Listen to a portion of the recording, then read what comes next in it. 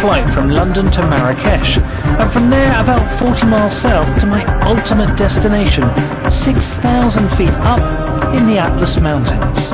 In the middle of this beautiful and severe landscape, there's a famous Kasbah, the sort of place you might find a Bond villain, or lots of honeymooning couples anyway. This, though, is a luxury resort with a purpose. This incredible place attracts visitors for the unique experience of just being here, but it's won awards for responsible tourism. Me and my staff have come to Imlil in the high Atlas Mountains of Morocco, and it's an amazing place. The trouble is, the more people who come to visit this amazing place, the less amazing it can become. Unless, of course, those people give more back to Imlil than they take away from it. And that idea is the foundation of my hotel for the evening.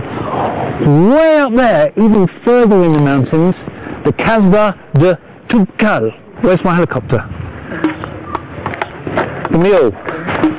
I guess it looks like I'm walking. Motor vehicles can't make it up the steep mountain path to the Kasbah, but sometimes the best holidays are the ones where you're taken out of your comfort zone. If everything you do is the same as at home, then what was the point of leaving?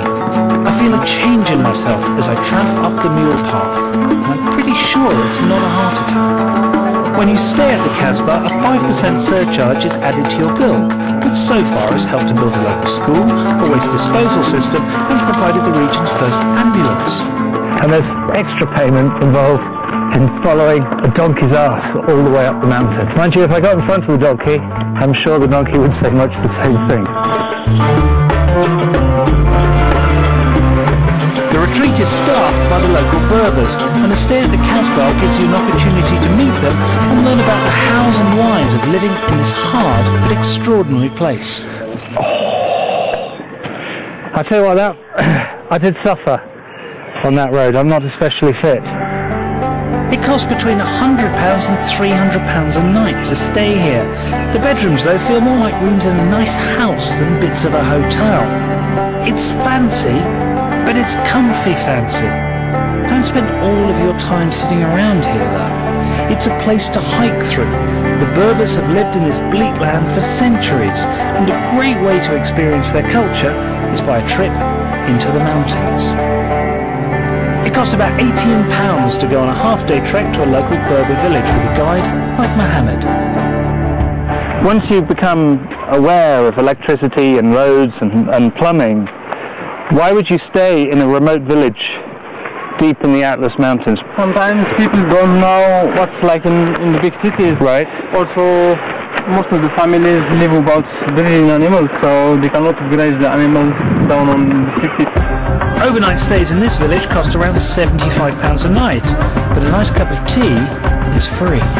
We have a very similar ceremony in the United Kingdom, where we would drink tea, but then we would all start complaining about our day. Do you do the same here? Do that? I've had such a day. Have you got enough sugar there, do you think? Yes. Do you think that's just enough for 6 cups? What do you think? Yeah. We live in London, right. So we need more energy. If me or Mohammed drink without sugar, he cannot go out from his house. No. We just saw when the man we passed coming in, and then like 30 seconds later, he was halfway up the mountain. We're like, hold on, what's the I guess it's got to be sugar.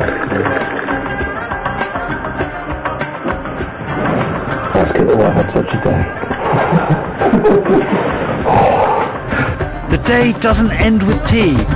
There's probably a Berber saying, live by the mountain, die by the mountain. This is going from like being beautiful and exciting to exciting and sort of awful, and now it's reaching the just really sort of awful phase.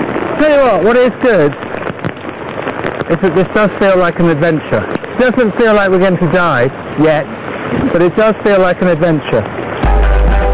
The thrill of a near-death experience aside, the Kasbah Du Toubkal is a great place to visit, not only because of the location and the luxury, but because it does genuinely give something back to the community that surrounds it, like this rubbish incinerator behind me, which was paid for by the rather cheeky 5% tax that they levy on the guests once you've paid the original bill. But that does go back to the community, that money.